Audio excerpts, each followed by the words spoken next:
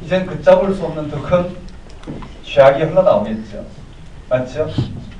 이만큼 선한 왕이 나와서 그만큼 더 악한 왕이 나올 수밖에 없는 이 역사였단 말이에요. 므낫세가 극강무도한 왕이 아니라 므낫세 때가 정점이 됐다는 거죠. 그 공동체를 하나님은 어떻게 깨뜨리시기를 작정하셨어요. 이 진자운동으로 이루어진 이 공동체를 깨뜨리시기를 작정하셨어요.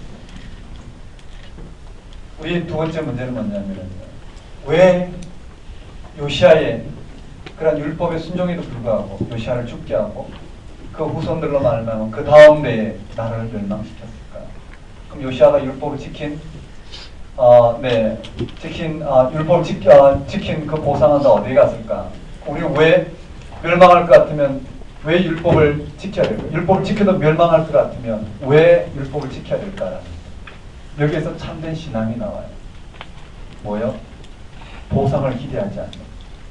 다시 말씀드리면 요시아 왕으로서는 뭐라고요? 율법책을 발견하고 율법책대로 이 백성의 운명을 물었을 때 여호와께서는 뭐라고요? 반드시 하나님 진노, 하나님의 율법책에 기록된 데 진노는 거두지 않겠다고. 그래도 요시아는 종교개혁을 단행해요. 뭐냐면요. 율법을 지키는 것이 삶이기 때문입니다. 맞죠? 보상을 기대하지 않는. 지금 어떻게 해요? 지금 하나님 앞에 그 하나님을 온전히 인식하고 섬기는 자체가 뭐라고요? 보상이라는 거예요. 이 말 이해되시나요? 다시 말씀드리면 지금 이 본문을 누가 읽느냐 하면은 바벨론 포로 공동체가 읽어요. 바벨론 포로 공동체는 지금 언제 회복될지 몰라요. 하나님부터 매를 맞아 바벨론 포로 공동체 잡힌 이들이 지금 해야 될 것은 언제 나라가 회복되느냐가 중요한 게 아니에요. 뭐라고? 지금 살아계신 여호와 하나님을 섬기는 게 중요하다고. 그래서 요시아의 이러한 종교개혁에도 불구하고 하나님의 진노가 거둬지지 않았더라는 말로 포로 공동체에게 들려주고자 했던 말은 뭐라고요? 언제 회복될지 몰랐죠. 그건 하나님께서 때가 되면 그 일을 이루실 것이고 지금 이스라엘에게 필요한 것은 뭐라고요? 다니엘과 같은 그들에게 필요한 것은 지금 살아계신 하나님을 온전히 신앙하는 것. 그것이 그들의 구원이요.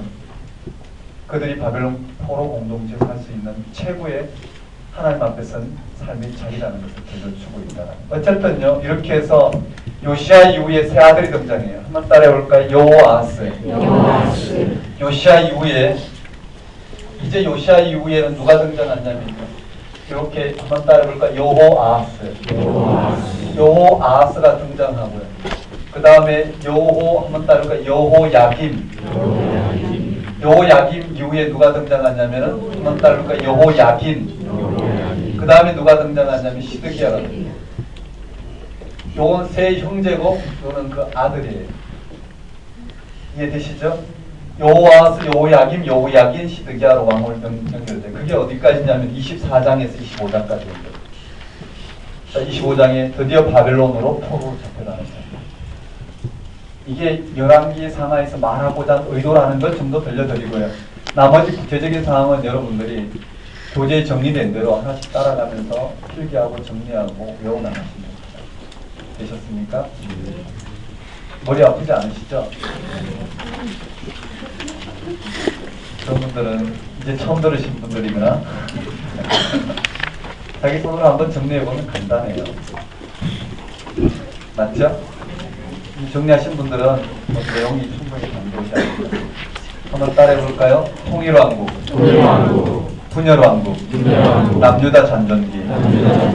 이 정도 어떻게 해요? 나눠지고 뭘 말하는지 알고 묶여진 부분이라면 내용 정리하는 데는 하기만 하면 되잖아요. 그렇죠? 해서도 못 가져갈 때가 많은데 하기만 하면 가져갈 수 있는 다행입니다. 할만 하지 않으니까. 제목은 여기까지. 다음 시간에 역대기 상하하고 에스라 네헤미야서까지 다루도록 하겠습니다. 다음 주에 텍스 시험이 있나요? 네.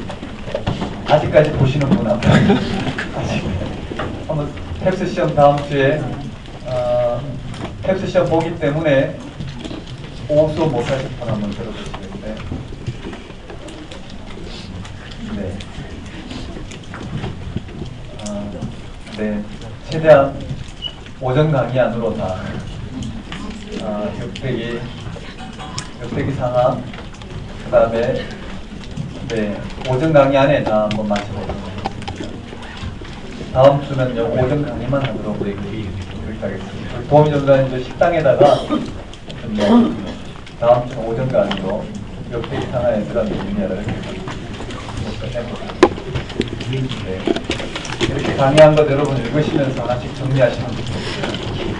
한 번에 다 못 읽을 정도가 되면 교재에 윤바이블 교재에 정리된 정도로 참고해서 보시고 이야기 맥락이 잘 안 된 분들은 참고하셔서 보시면 됩니다. 그런데요 암기력이 잘 없으신 분들일수록 내용을 읽으셔야 돼요. 나는 외우기도 바쁜데 어떻게 성경을 이렇게 사실 우리가 끝까지 다 읽는지 알겠지만요 스토리가 안 되면 내용이 안 외워져요. 성경을 읽으셔서 어느 정도 스토리가 되면 내용은 잘 외워진다고 봐요. 안 외워질 때 성경을 읽으시면 잘 외워진다는 정도 팁을 가지고 보시면 좋을 것 같습니다. 내일 주일 잘 섬기시고 우리 다음 주 뵙겠습니다. 기도하겠습니다. 하나님 아버지, 이스라엘의 역사를 통한 하나님의 인식과 경험이 오늘 우리 가운데도 충만할 수 있도록 주님 저에게 눈을 열어 주옵시고 들을 길을 허락하셔서 오늘 우리를 만나주신 하나님이 창조주 하나님이요 역사의 주권자여 구원주 하나님이심을 깊이 깨닫게 하옵시고 하나님 한 분을 전심으로 섬기는 그 삶이 우리의 기쁨임을 참으로 알게 인도하여 주옵소서.